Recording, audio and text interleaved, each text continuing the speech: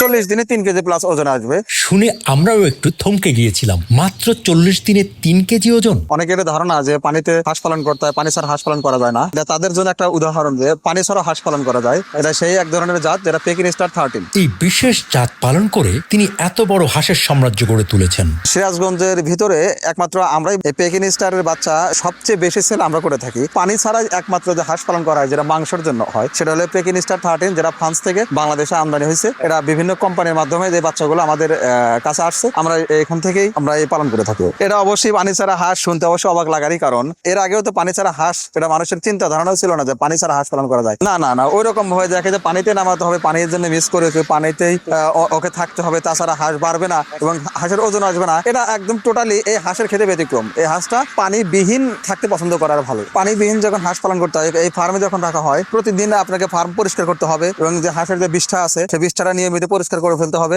এবং খাবারের যে ইগুলো আছে খাবার পাত্রগুলো এক সাইডে দিতে হবে। পানি যে জায়গায় পানি খেতে দিতে হবে, পানির জায়গাটা যে কোনো একটা সাইডে দিলে হবে কি পুরো ঘরটা নোংরা করবে না। সেক্ষেত্রে এই ঘরটা পরিষ্কার রাখা সম্ভব। আমরা দিনের বেলায় হাঁসটা একটু বাইরে রাখি, তার জন্য হয় কি আমাদের ঘরটা নোংরা হয় না এবং ঘর পরিষ্কার থাকে। আমাদের মাদার কিছু হাঁস আছে যেগুলো আমরা বাচ্চা উৎপাদন করি, ও আমাদের ডিমের প্রোডাকশনের জন্য এই হাঁসগুলো আমরা পানিতে রাখি এই জন্য যে আমাদের ডিমের প্রোডাকশন গুলো ভালো জানে থাকে যেন। যখন আমরা বাচ্চা উৎপাদন করি সেক্ষেত্রে আমাদের এখানে একটা ব্রিডিং এর একটা প্রয়োজন হয়।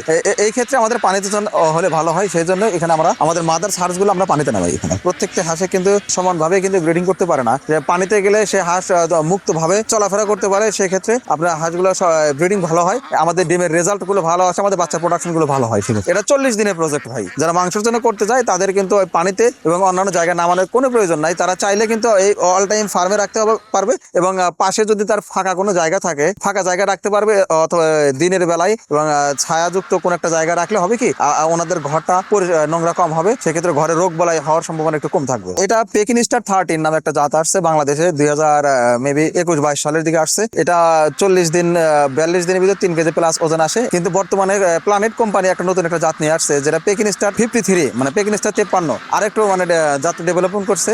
তার কারণে ওদের বাচ্চাগুলো আপনার 35 থেকে 40 দিনের ভিতর 3.5 কেজি প্লাস বাচ্চার ওজন হয়। কম সময়ের মধ্যে যে এত ভালো একটা রেজাল্ট আসে এবং মানুষ বিশ্বাস হতে চায় না যে হাঁস কিন্তু 40 দিনের ভিতরে 3 কেজি ওজন কিভাবে সম্ভব। আসলে এটা আপনি মুরগির দিকে তাকালে, ব্রয়লার মুরগির দিকে তাকালে কিন্তু আপনি বুঝতে পারবেন যে মাত্র 30 থেকে 32 দিনের ভিতর 2 কেজি প্লাস 2.5 কেজি হয়। সেক্ষেত্রে এটা কিন্তু হাঁসের ক্ষেত্রেও সম্ভব। কিন্তু এখানে এই জাতীয় হাঁস উৎপাদন করতে গিয়ে আলাদাভাবে আপনাকে কোনো কিছু জানতে হবে না। যদি আপনার মুরগি এবং ব্রয়লার পালনের কোনো অভিজ্ঞতা থাকে তাহলে সেম ক্যাটাগরিতে এই হাঁসগুলো আপনি পালন করতে পারবেন। মুরগির বাচ্চা যেরকম ভাবে ব্রুডিং করতে হয় সেম ক্যাটাগরি ওইভাবেই ব্রুডিং করতে হবে এবং মুরগির যেভাবে খাবার দিতে হয় এবং যেভাবে প্রথম প্রাথমিক ঔষধগুলো দিতে হয় সেম ক্যাটাগরিতে ওইভাবে ওষুধ দিতে হবে। কিন্তু মুরগির ক্ষেত্রে রানীক্ষেত গাম্বুরের যে ভ্যাকসিনগুলো করতে হয় এই হাঁসের ক্ষেত্রে কোনো ভ্যাকসিন করতে হবে না। এরা শুধু 21 দিন পরে দিয়ে আপনাকে একটা ডাক প্লেক একটা ভ্যাকসিন করতে হবে, সেটা আপনার ইনজেকশনের মাধ্যমে ওকে পুশ করে দিতে হবে। আমরা কয়েকটা ডিলারের কোম্পানির ডিলার হিসেবে কাজ করতেছি, ওখান থেকে বাচ্চা আমরা খামার দিয়ে দিচ্ছি এবং পাশাপাশি এই বাচ্চাগুলোর এতটাই চাহিদা যে কোম্পানির বাচ্চা দিয়ে আমরা ফিল আপ করতে পারি না। সেক্ষেত্রে আমরা নিজ উদ্যোগে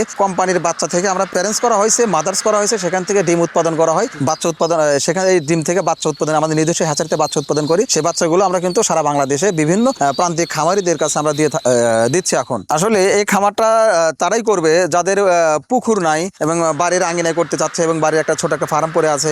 এবং আমাদের কাছে অনেক কাস্টমার আছে যারা আপনার শহর অঞ্চলে থাকে এবং গ্রামেরই অনেক সময় বিল্ডিং এর ছাদে করতে চায় এবং তারা কিন্তু ছাদেও করতে পারবে, বাড়ির আঙ্গিনায় করতে পারবে, পুকুর ছাড়াও করতে পারবে এবং পুকুরে পারে ঘর উঠায়ও করতে পারবে এবং সকল জায়গায় কিন্তু হাঁসটা পালন করতে পারবে। অর্থাৎ যেখানে পানির কোনো অস্তিত্বই নাই সেখানে কিন্তু হাঁসটা পালন করা যাবে।